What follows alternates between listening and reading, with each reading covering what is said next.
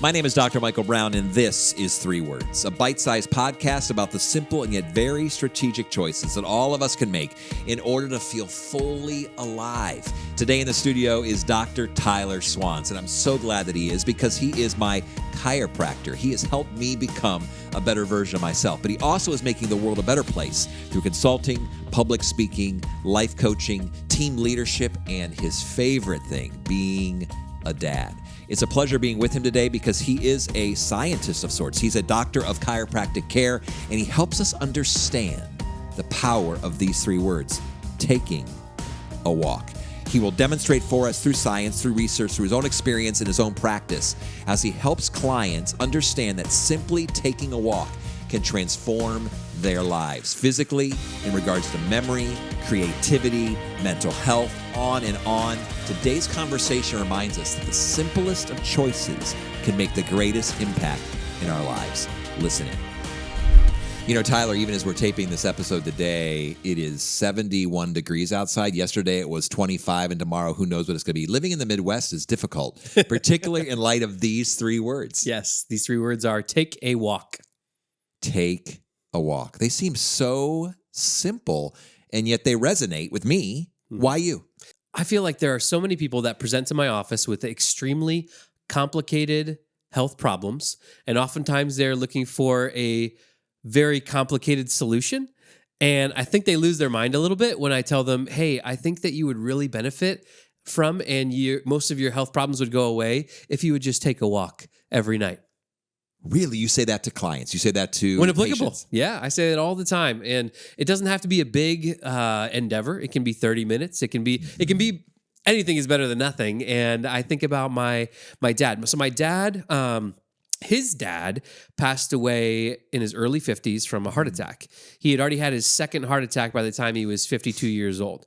So that comes from a condition that is genetic. And so our blood, our Schwanz blood, is very sticky, meaning that the triglycerides and the cholesterol that's in the blood, it's like the worst kind. And so a few years back, my dad got blood tested and he found, I have my grandpa, his dad, the genetics. And so my dad said, you know what? I'm going to change some stuff. I'm going to not be locked into my genetics as my destiny, and I'm going to take in control of what's in my control, and the least I can do is I can walk every day. And to this day, like my dad, rain or shine, like Midwest Ohio, like or not, vacation or not, like he is up before the sun, and it takes pride in that he takes his hour walk every single day.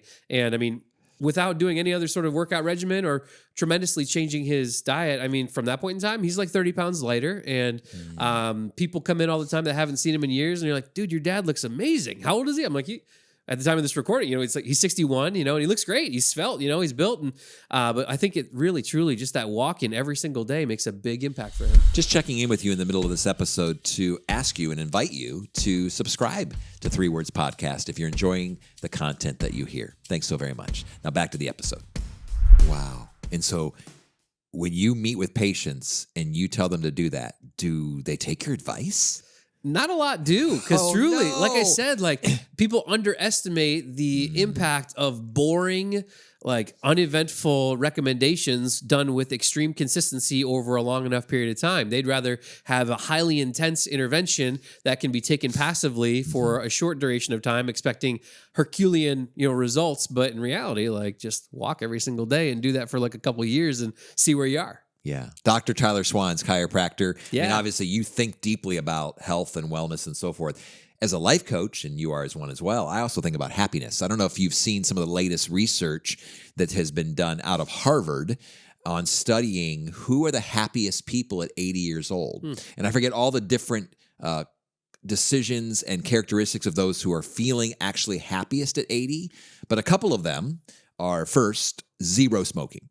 Like no smoking at all. Secondly, very low consumption of alcohol. But the third one is they move every day.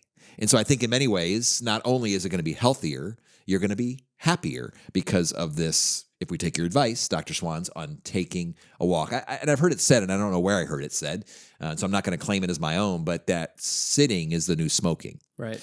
And there's this thought that just sitting for hours and hours, which we tend to do in some of our occupations. You don't.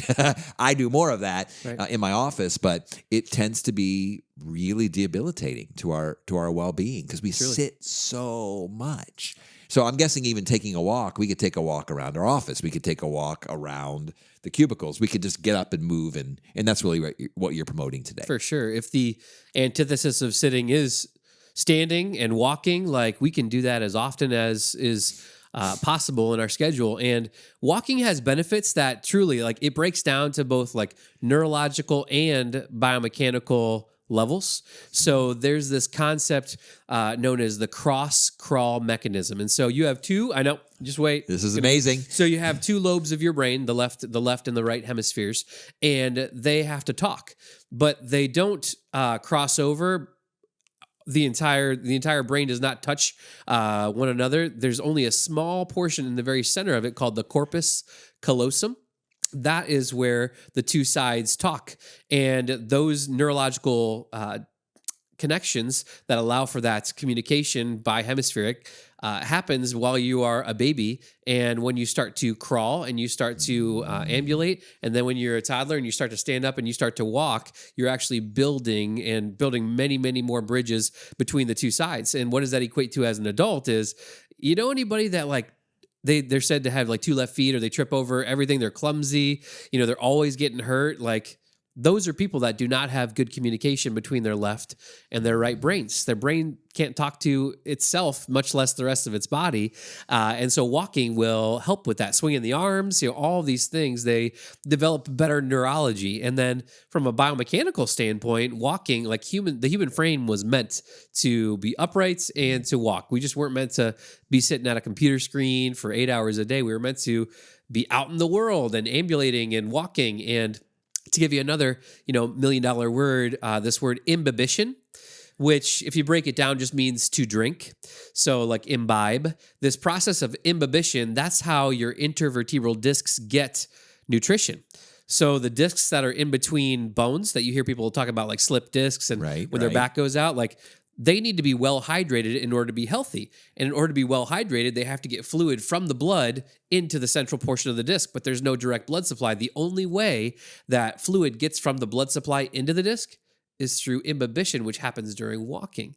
So anything involving movement or motion of the spine creates a negative pressure on the inside of the disc, which draws fluid in, and then with the opposite motion, pumps out neurobiological waste and gets it back out into the lymphatic system. So like taking a walk, like it seems really simple, but in reality, like you're building neurological connections, you're helping your discs be healthy for longevity.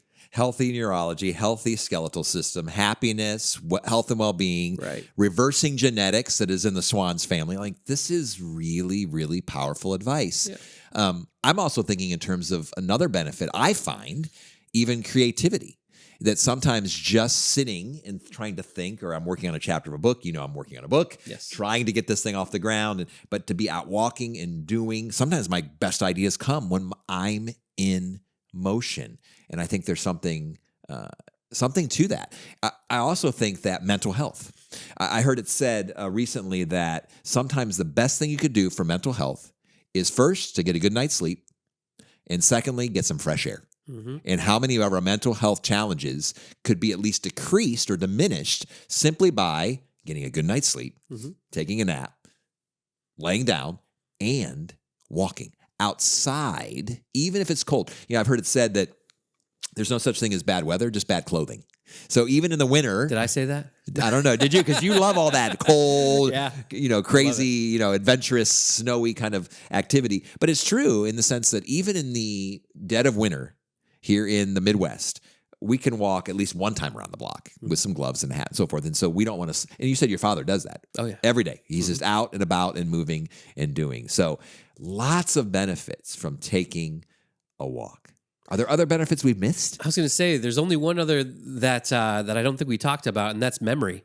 If you find yourself like having the word at the tip of your tongue and not being able to find it, or you find yourself misplacing things all the time, you feel like your memory's starting to go, like walking is one of the best things that you can do. In fact, there are actually people, and you'll find this funny, but there are people that compete to have like the world's best memory. They have to be able to memorize like hundreds of numbers into the number of pi, or they are shown like an entire deck of cards and they can flip back every single card and they can name every card, suit, number, everything throughout the entire deck, or they memorize hundreds of names and they repeat them back to you. And when asked like, how do you do that? They report that they're actually walking through their mind. And they're visiting certain places that they made note of as they were going for a walk in their mind. Well, you can do that physically as well in this realm, in order to be able to improve your memory.